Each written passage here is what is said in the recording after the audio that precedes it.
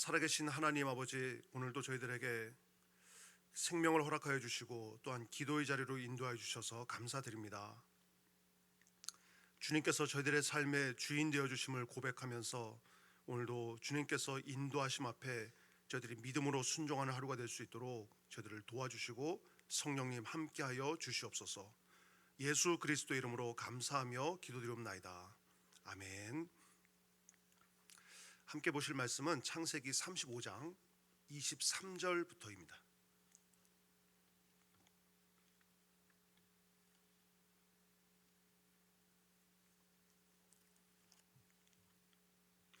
(23절부터) 26절까지를 먼저 우리 함께 합독하도록 하겠습니다. 23절입니다. 레아의 아들들은 야곱의 장자 루벤과 그 다음 시므온과 레위와 유다와 이사갈과 스불론이요, 라헬의 아들들은 요셉과 베냐민이며 라헬의 여종 비라의 아들들은 단과 납달리요, 레아의 여종 실바의 아들들은 갓과 아셀이니 이들은 야곱의 아들들이요 밧단 아람에서 그에게 낳은 자더라. 아멘. 오늘 우리가 함께 볼 매일 성경의 제목은 머무는 자와 떠나는 자입니다. 이제 야곱이 그 사랑하는 아내 라헬이 이제 먼저 세상을 떠난 내용을 우리가 어제 살펴보았죠. 그러면서 그 과정에서 베냐민이 태어나게 됩니다. 그런데 그 사건 이후에 이제 21절 이하에 있는 말씀을 보면 르우벤이 그 서모 비라와 함께 통관하는 이런 사건이 기록이 되어 있습니다.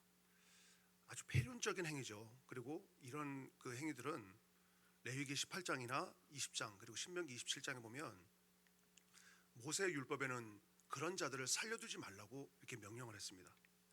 근데 이 사건 이후에 바로 이어지는 그 오늘 이 말씀을 보면 여기에는 레아의 아들들은 야곱의 장자 루벤과 하면서 그 이름이 기록되어 있고요.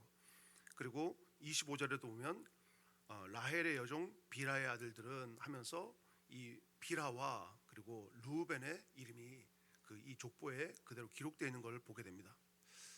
유추해 볼 수 있는 것은 그들이 이 일로 인하여서 죽임을 당하지 않았고 족보에 기록되어 있다는 것을 유추해 볼 수 있고, 그리고 이 사건을 22절 말씀 제일 마지막에 보면 첫 비라와 동침함에 이스라엘이 이를 들었더라 라고 기록을 합니다. 들었지만 바로 이어서 기록하는 말씀이 야곱의 아들들은 12이라 이렇게 하면서 23절에 이 족보의 내용이 기록이 되어지고 있습니다.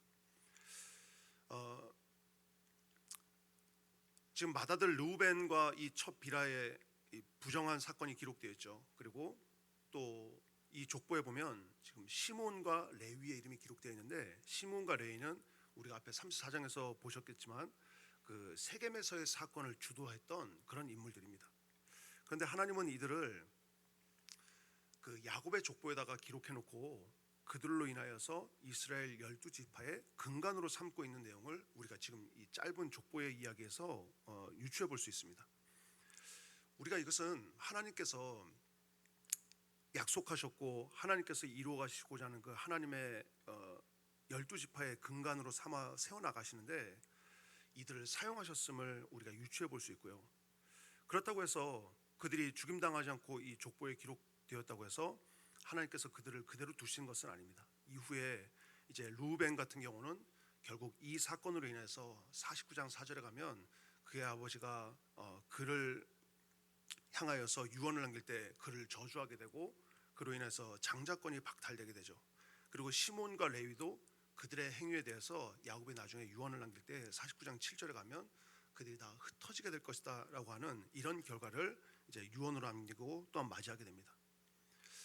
그런데 우리가 이 짧은 그 족보의 이야기에서 하나님께서는 인간들의 약함도 있고 인간들의 허물들도 있는데 하나님의 역사를 이루어가기 위해서는 이 인간들의 약함과 허물도 때로는 도구로 사용하시는 하나님이시더라는 거예요. 그래서 고린도후서 12장 9절 말씀에도 내가 그리스도를 위하여 약한 것과 능욕과 궁핍과 박해와 공고를 기뻐하노니 이는 내가 약한 그때의 강함이라. 그러면서 사도 바울은 자기에게 있었던 이 약함도 하나님께서 하나님의 일을 위해서 사용하는 그런 도구로 쓰셨다라고 고백하면서, 그렇다고 우리가 지금 루벤이나 또는 시몬과 레위와 같이 물론 부정을 저지르면서 내가 부정해도 하나님이 나를 사용하신다, 내가 죄를 범해도 하나님 나를 사용하신다, 이렇게 우리가 이해를 하면 안 되겠지만, 우리가 이 땅을 살아가면서 우리의 그 나약한 존재, 그리고 우리의 완전하지 않은 인생이지만 이러한 삶 가운데도 주님이 나와 함께 하신다. 그리고 주님께서 그러한 우리의 약함 가운데도 신실하게 살아가고자 하는 자들을 하나님 사용하셔서 하나님의 구원의 역사 가운데 우리를 동참시켜서 사용하신다라고 하는 것을 우리가 이 본문을 통해서 좀 볼 수 있으면 좋겠습니다. 저와 여러분들, 우리는 모두가 다 완전하지 않은 인생을 살아갑니다. 가장 먼저는 우리가 죄인이기 때문에 주님 앞에서 완전하지 않고, 그리고 우리가 거룩하게 살아가려고 해도 우리의 죄성은 날마다 우리를 더 주님의 그 말씀 가운데서 가까이 하지 못하게 하는 이런 삶을 살아가죠. 그러나 나약함에도 불구하고 주님은 저와 여러분들을 가정에서 믿음의 사람으로, 또 우리 교회에서 믿음의 공동체를 이루어가는 그 믿음의 지체들로 세워주셨고, 또 우리 목장에서는 또 목장 안에서 우리로 하여금 하나님의 이 공동체를 이루어갈 수 있는 그런 존재들로 불러주셨다는 거예요. 완벽해서가 아니고 완전해서가 아닙니다. 그런데 하나님은 우리에 있는 존재 그대로를 주님께서 아시고, 그 가운데 우리가 하나님의 주인 되심을 고백하고 예수 그리스도가 내 인생의 주인 되심을 고백하며 살아가는 이 삶을 통하여서 하나님은 하나님의 또 다른 구원의 역사를 이 땅 위에 이루어가고 계심을 믿습니다. 지금 이 야곱의 12아들의 족보의 이야기를 보면 4명의 그 여인들의 이름이 기록되어 있고 12명의 아들들의 이름이 기록되어 있습니다. 오랜 시간 동안 그냥 어떻게 보면 야곱은 자기에게 주어진 상황 가운데 아내를 맞이했고, 그리고 또 그 아내를 맞이했을 때 내가 라헬이 아니라 레아였다는 것을 알고 속았다는 이 마음도 있었지만, 또 다음 자기에게 주어진 삶을 살아가고, 그렇게 살아가면서 자기에게 주어진 자리에서 성실하게 또한 최선을 다할 때 이제 4명의 아내 또 12명의 아들들이 태어났지만, 다 야곱이 계획하면서 내가 언제 이 아이를 낳아야 되겠다, 내가 언제 몇째를 낳아야 되겠다, 이렇게 살질 않았겠죠.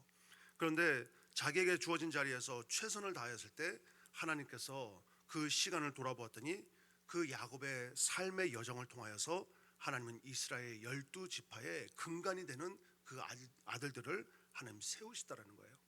마찬가지로 여러분, 지금 저와 여러분들이 오늘 하루를 또 살아가는 이 시간이 지금 당장은 하나님의 역사 가운데 어떻게 기록되고 어떻게 우리가 쓰임받을지는 모릅니다.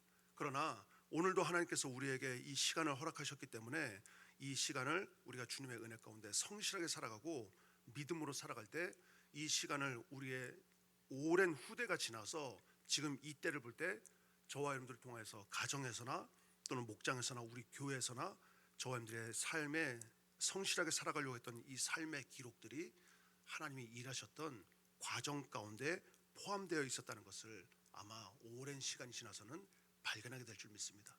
그 믿음을 가지고 오늘 하루도 우리가 믿음으로 성실하게 살아가는 저와 여러분들 될 수 있기를 주님의 이름으로 축원합니다. 27절부터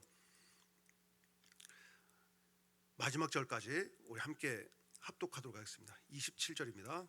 야곱이 기럇 아르바의 마므레로 가서 그의 아버지 이삭에게 이르렀으니, 기럇 아르바는 곧 아브라함과 이삭이 거류하던 헤브론이더라. 이삭이 나이가 180세라. 이삭이 나이가 많고 늙어 기운이 다함에 죽어 자기 열조에게로 돌아가니 그의 아들 에서와 야곱이 그를 장사하였더라. 아멘. 지금 이삭은 이제 180세로 자기의 생을 마감하게 됩니다. 이 이삭의 죽음을 여기 성경에 기록하면서 이런 표현을 썼죠. 이삭이 29절 말씀 보시면 이삭이 나이가 많고 늙어 기운이 다하여 죽어 자기 열조에게로 돌아갔다, 이렇게 기록을 하고 있습니다. 이삭에 대해서는, 이삭의 삶은 성경 안에서 아주 많은 이야기를 기록하고 있지는 않습니다. 그러나 분명한 것은 이삭이 이 땅에 태어나는 것과 또한 이삭이 이 땅에서 생을 마감하는 것을 성경에 기록하고 있으면서 특별히 그 가운데 오늘 이 본문에서는 이 죽음, 성경적인 죽음에 대해서 말하고 있는데, 지금 이 이삭은 단순히 신체적으로 이제 쇠약하여서 이 땅에서 생을 마감했다라고 하기보다 하나님께서 그에게 이 땅에서 허락하셨던 그 시간 동안 하나님께서는 그를 충분히 이제 이 땅에서 살게 하시고 그리고 평온하게 세상을 떠났음을 성경은 기록하고 있습니다. 뿐만 아니라 그가 죽었다고 하는 이 죽음을 통하여서 표현할 때 자기 열조에게 돌아갔다라고 기록하면서 결국 성경적인 죽음은, 성경에서 우리에게 말하고 있는 죽음은 우리가 본향으로 돌아가는 것, 거룩한 귀환을 우리에게 말해주고 있죠. 그래서 여러분, 우리가 이 땅에서 살아가면서 늘 우리가 고백하지만 영원한 하늘나라가 나의 본향이라고 하는 것을 고백하면서 살아가게 되고, 그리고 자기 열조에게로 돌아갔다, 믿음의 조상들이 있는 그곳으로 내가 돌아가는 것, 이것이 야곱을 통해서 우리에게 보여주는 죽음이고요. 뿐만 아니라 야곱 같은 경우는 지금 자기의 사명을 다하고 자기 다음 세대에게 믿음의 계보를 이어주면서 영원한 안식을 맞이하게 됩니다. 이삭은 아브라함에게 그 받았던 언약, 그리고 아브라함을 통하여서 이어받았던 믿음, 이것을 야곱에게 이제 전해주죠. 그리고 이삭은 야곱이 하나님의 군대를 경험하고 베델에서 신앙을 회복하고 그리고 돌아올 때까지 이 헤브론에 머물렀다, 이렇게 기록합니다. 27절 말씀 보시면 야곱이 기럇 아르바의 마므레로 가서 그의 아버지 이삭에게 이르렀다라고 기록을 하고 있죠.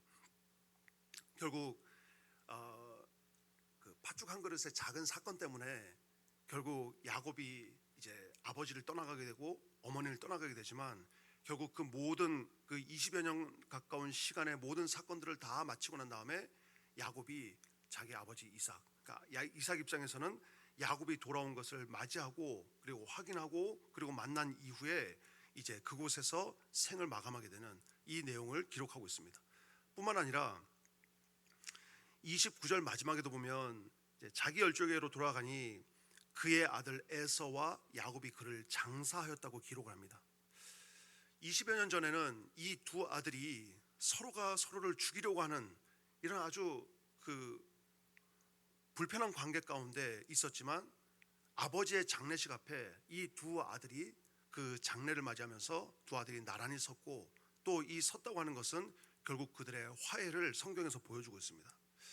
그러니까 이삭이 자기가 죽음으로 인해서 과거 자기가 그 생각하고 마지막으로 봤던 아들들의 모습은 서로가 원수처럼 되어버린 이런 관계였지만, 야곱이 이제 자기의 죽음 앞에 이 두 아들이 서로가 서로의 어떤 과거의 이런 상처를 덮고 그들이 용서하고 또 하나 되어서 장례를 행하는, 아버지의 장례를 행하는 이런 모습들을 기록하고 있습니다. 결국 여러분, 성경적인 죽음이라고 하는 것은 우리가 이 땅에서 단순히 우리의 존재가 사라지는 것만으로 마치는 것이 아니라, 성경적인 죽음이라고 하는 것은 어쩌면 우리가 있었던 그 자리에 화해, 용서, 그리고 하나됨, 이런 것들을 이룰 수 있는 장례라고 하면, 그런 죽음이라고 하면 이것보다 더 아름다운 죽음은 없겠죠. 그래서 이삭은 이 땅에 태어나서 그의 삶을 통하여서 역사하시는 하나님도 보여줬지만, 그의 마지막 죽음까지 하나 되어 화합하게 하는 이 모습으로 그의 삶을 하나님께서 완성시켜 나가는 모습을 우리가 보게 됩니다. 뿐만 아니라 마지막으로 이삭은 죽어서도 이 가나안을 떠나지 않았고, 하나님께서 이 땅을 후손들에게 줄 거라고 하는 그 믿음을 가지고 있었다는 것을 우리가 보게 되죠. 그래서 좀 왔다 갔다 해서 죄송하지만 27절 제일 마지막에 보면 그 이삭이 머물고 있었던 기럇 아르바, 이곳은 곧 아브라함과 이삭이 거류하던 헤브론이었다라고 기록하면서, 이삭은 마지막 죽음을 맞이할 때까지 그 약속의 땅을 떠나지 않았고, 떠나지 않았다는 것은 단순히 이사하지 않고 살았다 하는 그런 의미가 아니라, 이 땅은 하나님께서 우리 조상과 또한 우리와 우리 후손들에게 약속하신 땅이다 라고 하는 그 믿음을 가지고 이 땅에서 살았다고 하는 것을 우리에게 이 죽음을 통해서 보여주고 있습니다.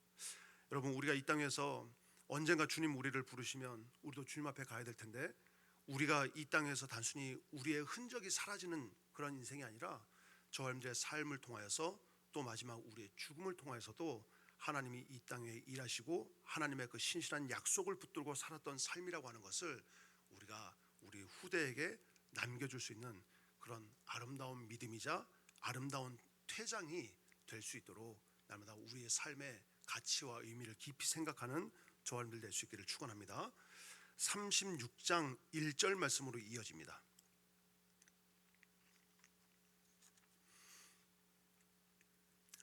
36장 1절부터 먼저 3절까지 말씀을 함께 보도록 하겠습니다. 함께 읽겠습니다. 에서 곧 에돔의 족보는 이러하니라. 에서가 가나안 여인 중 헷 족속 엘론의 딸 아다와 히위 족속 시브온의 딸인 아나의 딸 오홀리바마를 자기 아내로 맞이하고 또 이스라엘의 딸 느바요스의 누이 바스맛을 맞이하였더니, 여기까지 보겠습니다. 이제 36장으로 이어지면서 36장에는 이 에서의 족보를 기록하고 있습니다.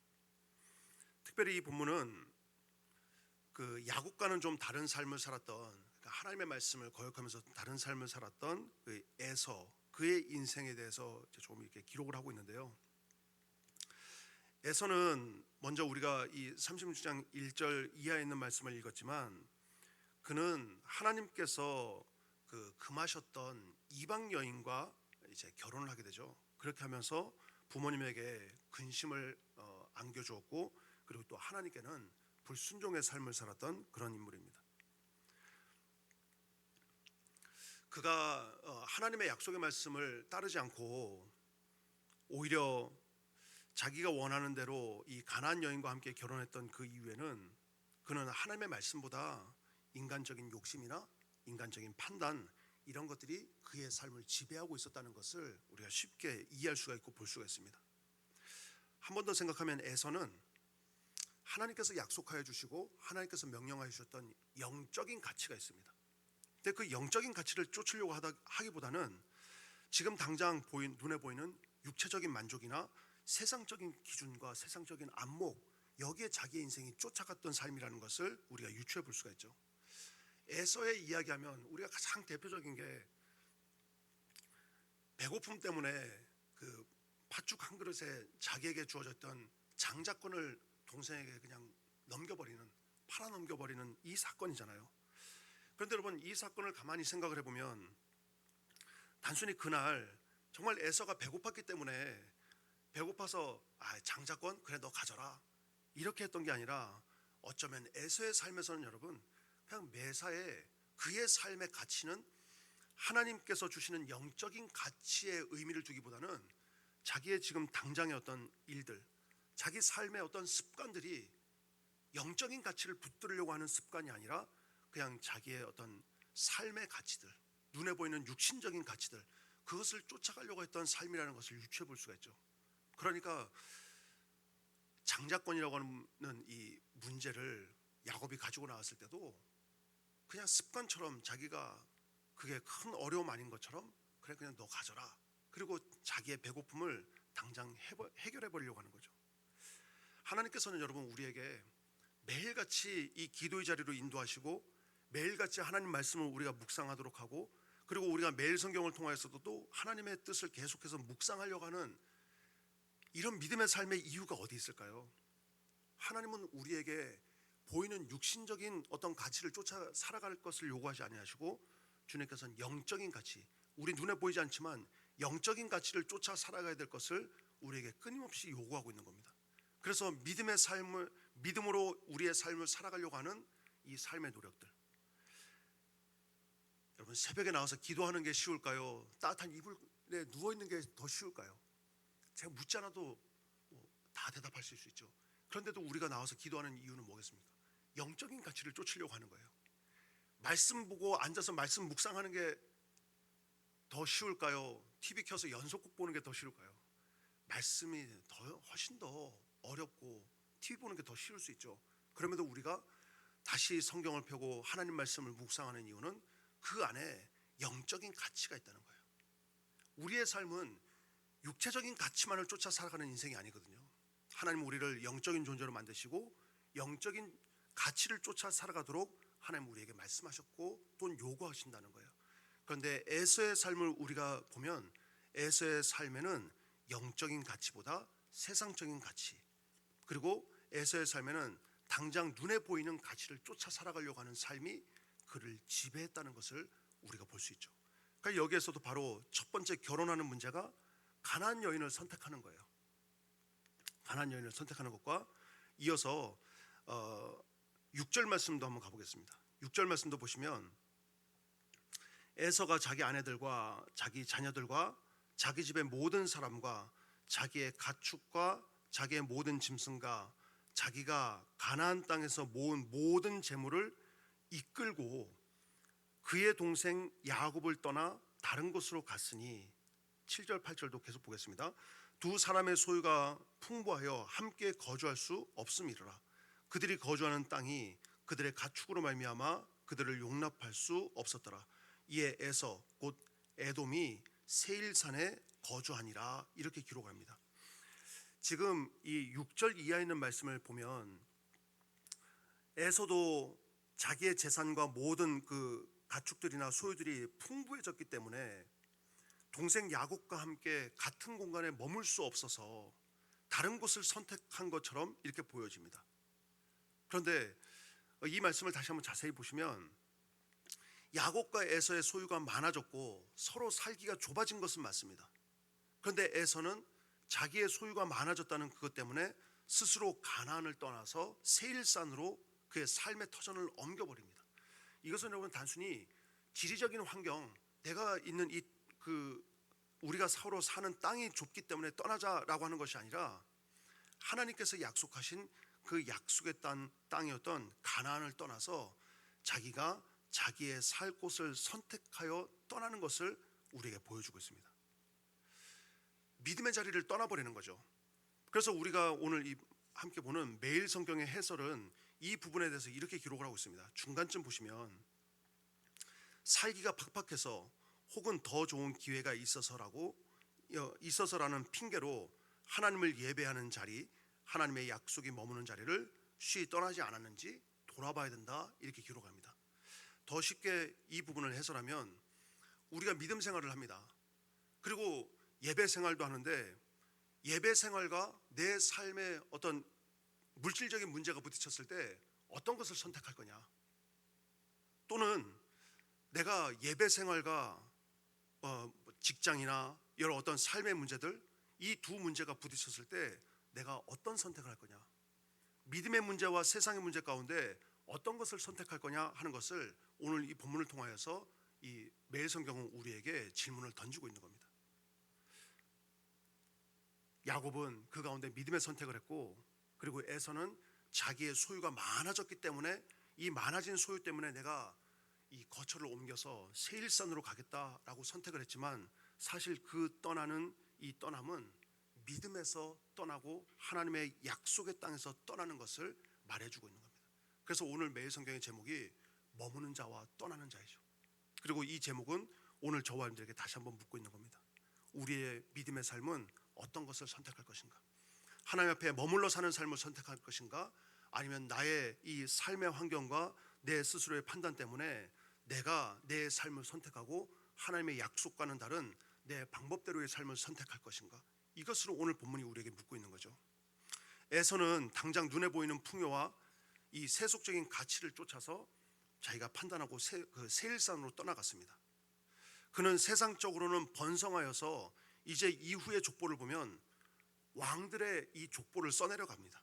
그렇지만 그거는 하나님 안에서 믿음의 삶이 아니라 성경 밖의 삶이라고 하는 에돔의 삶을 기록하고 있죠. 반면에 야곱은 자신의 허물도 많았고 연약함도 많았습니다. 그런데 그는 하나님께서 계셨던 베델로 돌아왔고 또 은혜의 자리에 머물기를 그는 선택을 합니다. 그리고 결국은 하나님께서 야곱과 그의 후손들을 통하여서 하나님의 역사와 하나님의 계보와 그리고 민족을 이루어 가시는 것을 우리는 이 야곱의 족보와 또한 이후의 성경의 기록들을 통하여서 우리가 볼 수 있습니다. 말씀을 마무리하면서 여러분들에게 권면하기는 우리가 여러분 이 땅을 살아가면서 끊임없이 우리는 시선의 싸움을 합니다. 보이는 것과 보이지 않는 것의 가치에 무엇을 선택하고 살아갈 것인가? 세상적인 가치와 영적인 가치에서 우리는 무엇을 선택하고 살아갈 것인가? 그리고 내가 믿음의 자리에 머무를 것인가? 또는 세상의 자리에 머무를 것인가? 우리의 삶은 끊임없는 선택의 연속입니다. 바라기는 이 선택의 기로 앞에 우리가 놓여 있을 때마다 하나님 앞에 기도하고 또한 주님께서 주시는 지혜로 우리가 믿음의 선택을 할 수 있기를 바라고요. 그리고 또 영적인 선택을 할 수 있는 저와 여러분들 될 수 있기를 바랍니다.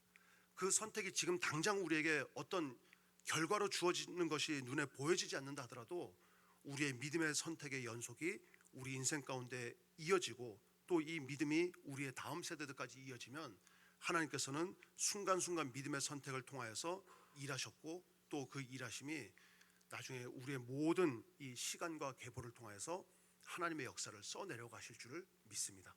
믿음의 선택을 하는 저와 여러분들 될 수 있기를 주님의 이름으로 축원합니다. 기도하겠습니다. 인생의 주관자 되시는 하나님 아버지, 오늘도 저희들이 말씀을 통하여서 하나님께서 원하시고 하나님 기뻐하시고 또한 주님께서 영광 받으실 만한 선택이 무엇인지를 오늘 말씀을 통하여 저희들이 함께 나누어 보았습니다. 하나님, 우리가 이 땅에 살아가면서 날마다 보이지 않는 영적인 선택, 믿음의 선택을 할 수 있도록 성령 하나님 도와주시고 또한 저희들은 그 하나님의 도우심을 밝히 깨닫고 주님의 뜻 앞에 믿음으로 순종할 수 있도록 도와주시고 인도하여 주시옵소서. 오늘도 우리 주 앞에 나와 기도하며 귀한 예물을 드리고 예물 가운데 기도의 제목도 담았습니다. 오늘 주신 말씀에 의지하여서 기도의 제목을 고백하여 싸우니 하나님께서 기억하여 주시고 또한 그 기도의 그 제목대로 응답하여 주시옵소서. 더불어서 또한 함께 기도하는 우리 모든 성도들도 하나님 기억하여 주시고 우리의 삶의 여러 문제들을 가지고 주님 앞에 나왔습니다. 전능하신 하나님께서 우리의 신음과 우리의 또한 기도의 제목까지 살펴주시고 응답하여 주셔서 우리의 삶 가운데 일하시고 역사하시는 하나님을 경험하는 복된 하루가 될 수 있도록 하나님 도와주시옵소서. 예수 그리스도 이름으로 간절히 축복하며 기도드리옵나이다. 아멘. 우리 함께 주님의 기도 하시겠습니다. 하늘에 계신 우리 아버지, 아버지의 이름을 거룩하게 하시며 아버지의 나라가 오게 하시며 아버지의 뜻이 하늘에서와 같이 땅에서도 이루어지게 하소서. 오늘 우리에게 일용할 양식을 주시고 우리가 우리에게 잘못한 사람을 용서하여 준 것 같이 우리 죄를 용서하여 주시고 우리를 시험에 빠지지 않게 하시고 악에서 구하소서. 나라와 권능과 영광이 영원히 아버지의 것입니다. 아멘.